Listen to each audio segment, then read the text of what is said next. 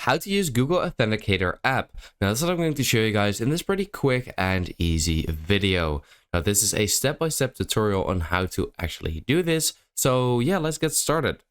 Well, the very first time when you open up the Google Authenticator app, you will get something like scan QR code and fill in custom key, something like that.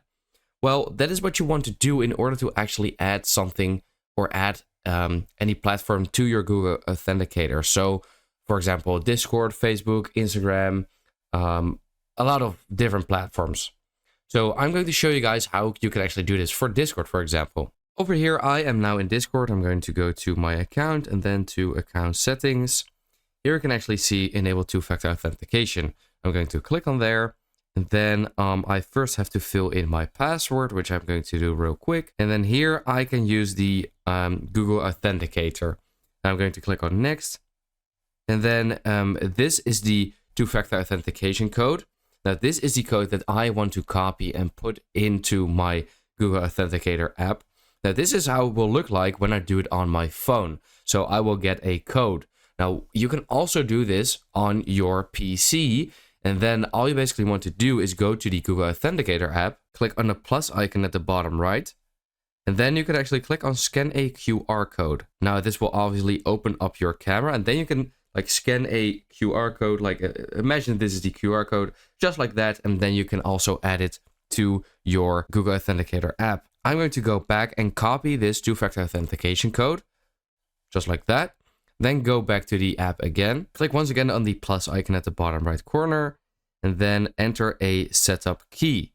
Then enter it in there and give it a name at the top. So the account.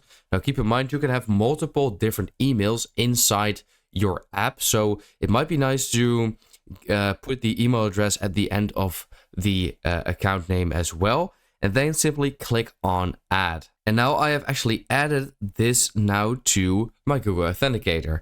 Now at the top, I have also a Discord account and at the bottom as well. And these are two different emails. So that's what I meant with maybe add an email address to it. Now, if you scan the QR code, I believe it automatically does that. But when you apparently do the code itself, it doesn't.